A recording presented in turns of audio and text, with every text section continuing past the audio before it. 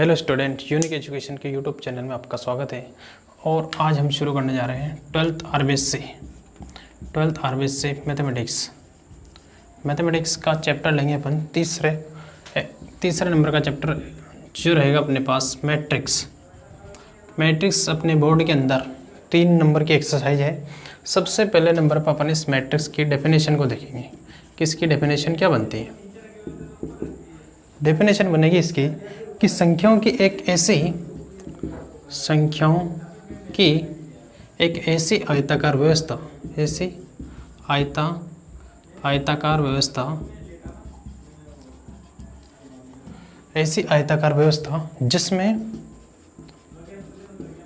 कुछ पंक्तियां व स्तंभ होते हैं मैट्रिक्स कहलाते हैं। कुछ पंक्तियां व स्तंभ होते हैं मैट्रिक्स कहलाती है। अब इसके बाद देखिए अपन कि इसमें संख्याओं की एक ऐसी आयताकार व्यवस्था जिसमें कुछ पंक्तियां व स्तंभ होते हैं मैट्रिक्स कहलाती है। संख्याएं कौन सी रहेगी? इसमें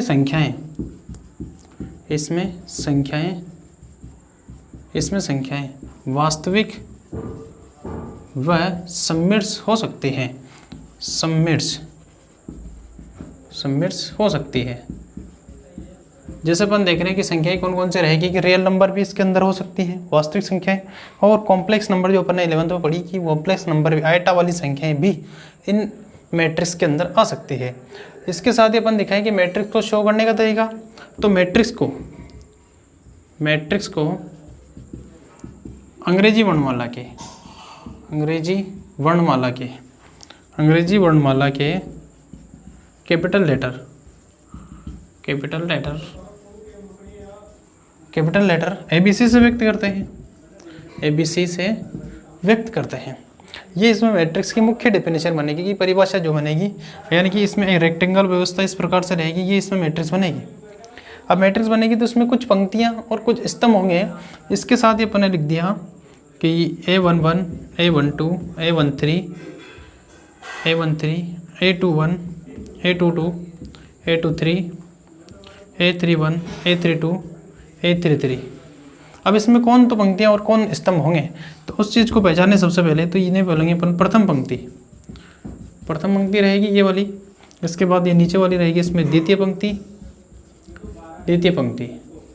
इसके बाद नीचे वाली फिर देखिए अपन, इसके बाद तो वो रहेगी इसमें तृतीय पंक्ति, 3rd नंबर की पंक्ति। अब स्तंभ को देखें तो स्तंभ क्या बनेंगे इसमें, ये रहेगा इसमें फर्स्ट स्तंभ, ये बनेगा इसमें सेकंड, और ये बनेगा इसमें 3rd स्तंभ। अब इसमें 1 2 3 पंक्तियां हैं, 1 2 3 इसमें स्तंभ है, तो 3 पंक्तियां और इसमें 3 स्तंभ है। इस प्रकार से अपन देख सकते हैं कि मैट्रिक्स को एक आयताकार बॉक्स के अंदर दिखाया जाता है जिसमें कुछ पंक्तियां हो सकती हैं, कुछ स्तंभ हो सकते हैं। एक और गणना इसमें आगे बढ़ते हैं कि मैट्रिक्स का जो मान निकालते हैं, यानी कि इसमें मैट्रिक्स का कोई भी संख्यात्मक मान निकल के नहीं आता है। मैट्रिक्स जो है इस आयताकार बॉक्स के रूप में ही रहती है। फिर अपन इसमें फिर आगे बढ़ेंगे। मैट्रिक्स का क्रम अपना अगला टॉपिक होगा ऑर्डर ऑफ मैट्रिक्स। मैट्रिक्स का क्रम देखेंगे तो मैट्रिक्स का क्रम बनेगा अपने पास कि यदि किसी मैट्रिक्स में m पंक्तियां, जैसे अपन देख रहे थे इसमें कि पंक्तियां होगी m पंक्तियां व n स्तंभ हो, तो मैट्रिक्स का क्रम m × n होता है।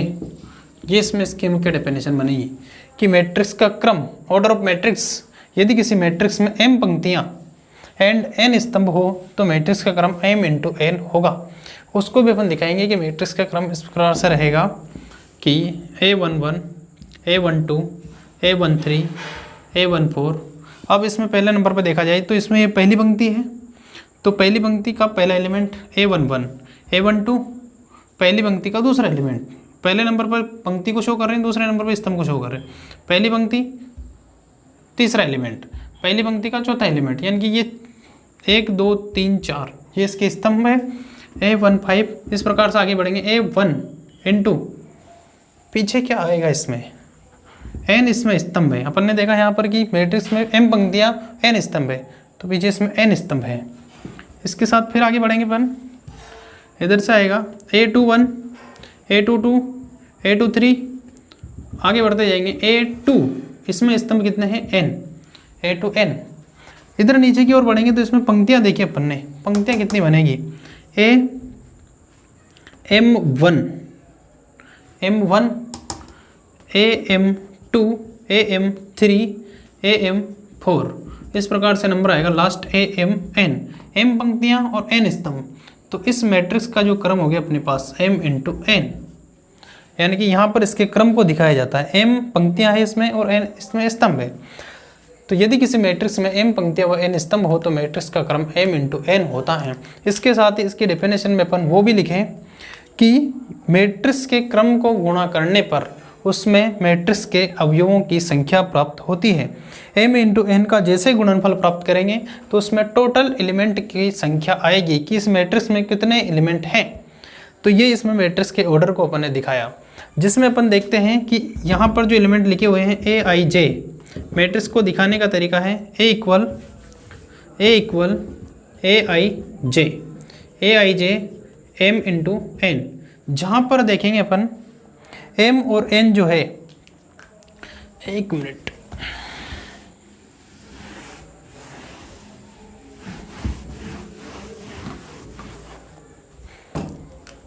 मैट्रिक्स को दिखाने का तरीका है A बराबर AIJ m इंटू n।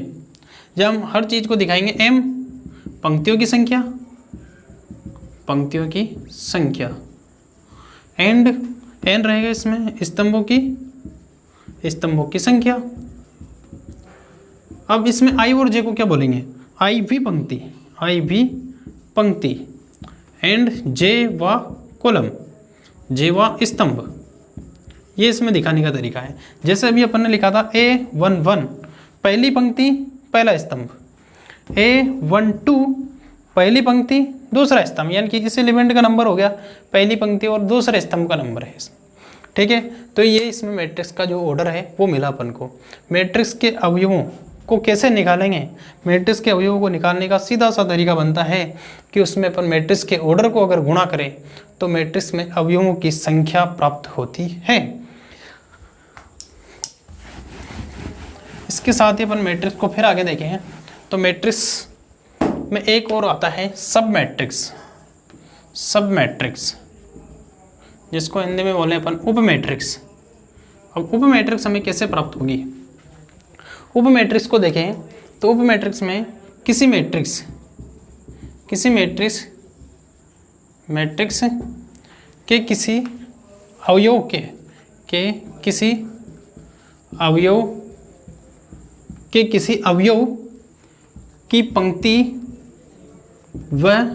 पंक्ति व स्तंभ को हटा देने पर